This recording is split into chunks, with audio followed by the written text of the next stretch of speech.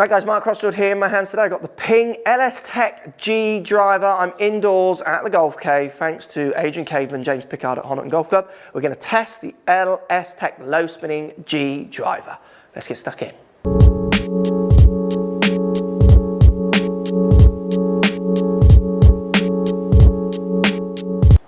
So what we're getting on the Ping G LS Tec, so this is the lower spinning version of the standard G. They're going to move the centre of gravity slightly further forward, and you see that kind of from the shaping here at the bottom a little bit, how it differs to the G. Same turbulation on top, so you get the turbulators, plus the Dragonfly technology allows them to save weight in the crown, moves the centre of gravity down and back in the head, but not as far back as the G. It allows them just to place it exactly where they want it to be to deliver. I think it's around 300 revs less on average than your standard G. So in theory, this one's just be spinning a little bit less for people who want to tone or dial that spin in a bit more. You get the changeable sleeve, which is beautiful looking on all Ping clubs. So small, it doesn't affect its appearance down by the ball, which is pretty fantastic. I'm loving the Dragonfly appearance on top. It does look really cool. And you get the Vortex technology at the back. This helps with the wake, so as it comes through, that kind of turbulate air gathering at the back, it kind of calms that down, allows you to speed that club up, as I understand it, not being the best on aerodynamics.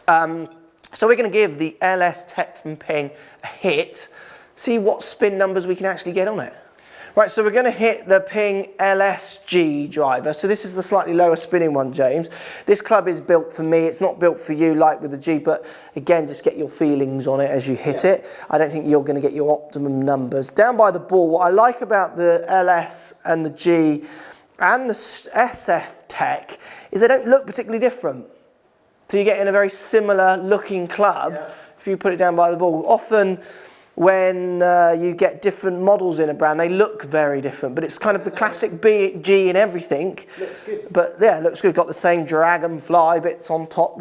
Sits very square, which I like. And I like all the Dragonfly and the turbulators on top. But even though it's quite busy, really frames up the ball quite nicely. Yeah.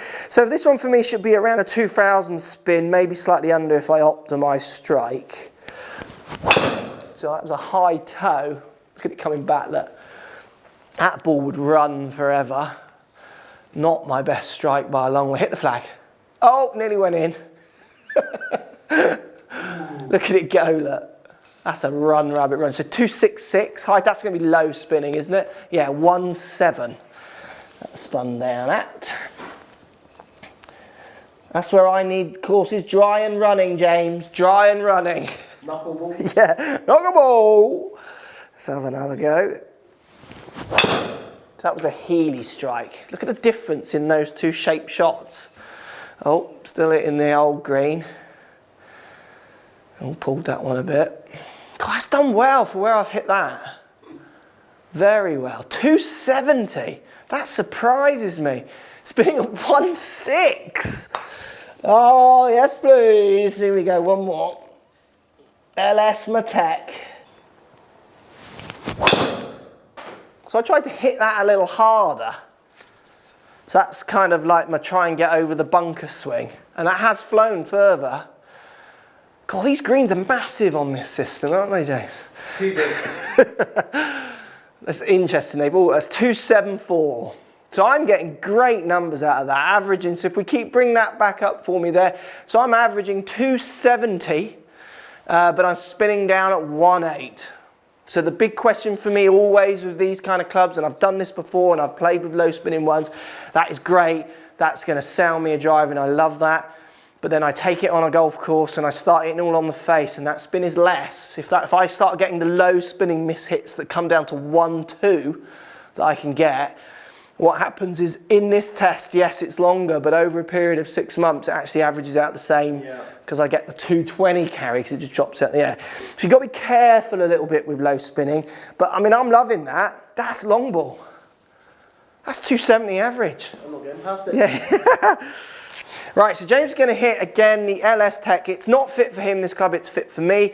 This is a 9-degree loft. You would be going much more down to 6.5s and 7s because James is a much higher spinning player. You spun the G. What were you averaging with the G? Was it around 3.7? 3.7. So let's see if this is low. Even though this isn't going to optimise, in theory this should spin a bit lower.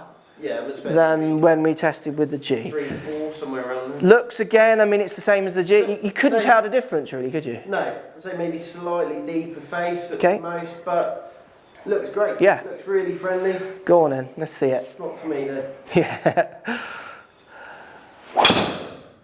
How'd you hit that? Good, isn't it? Out the toe slightly, but that's the way the draw's coming. That's carrying that bit further than mine. Yeah, that's a good shot. So 303, carrying 280. What's your gaming carry with a driver in your mind? Probably, well, you know, just like a nice one. I do my numbers in here, and kind of around 290, 295. Excellent. So if we got the loft optimised on that, what was the spin on that one out of interest? That was a good drive. 2.2. Yeah, massively different. Yeah. I mean, you hit that optimum. That was high toe. Yeah, so if you had the same strike with the G, I reckon you would be hitting that around 2.8 spin. Yeah. Yeah. It's around 300 revs is what Ping's saying. And I find that with my testing, that's what it is. That was a bad one. Yeah, so in theory that should spin more. Really bottoming. Yeah, it's a lower flight and it's losing distance, losing carry, you can see that. Let's have a look at that one, Matt. So that's 250. So that's again where the club not being optimised. That's spinning up at 3.7. So it's very interesting, isn't it? People talk about high spin, low spin. He's gone from, what was it, if you bring that back up for me, 2 something. He's gone from 2.3 to 3.7 in 2 shots because of strike. There's such a limit to what these guys can do. They're just trying to optimise as much as they can kind of within a broader bracket, if you like. Go on then, James. One more. All on strike, unfortunately. Hit that well, didn't you? That was quite a good one, yeah. That's got your draw, and that's flying. Missed the green, so you're probably going to lose that ball, never mind. 282. It's a good shot. Spinning at 2.3. 2.3. So absolutely it does do what it says. LS Tec, it's a little lower spinning. There we go, guys. LS Tec G Driver. We're both liking the looks. I like the way it sits pretty square down by the ball. Yeah. The sound and feel off the face good. Not afraid of the funkiness of the top. I think it's quite interesting how they've kind of dribbled it in, as in turbulators at the top were a little bit shocking at the start, where now I'm used to them, I actually don't mind the rest of it. Yeah, no, I think it looks good. I think if they'd have come straight out with this one, it'll scare us all a little bit, do you know what I mean? But it is a low spinning club. It's a lower spinning than the standard model, so don't just buy them off the rack, go and get fit. Again, it shows you so clearly how one driver, for 2 players who are relatively skilled in a driver department, it's not suiting us both. It's not the club, it's the spec, it's the loft. It might even be a weight of a shaft and those kind of things. So make sure you go and get fit. But if you're looking for a lower spinning option, LS Tec, Ping G, definitely one to try. Thanks for watching. Subscribe to my YouTube channel for loads more videos. Find me on Instagram at Crossfield Mark. Also on Twitter at 4golfonline. Find me on Facebook, Mark Crossfield. Thanks for watching. Post comments as always, and see you soon.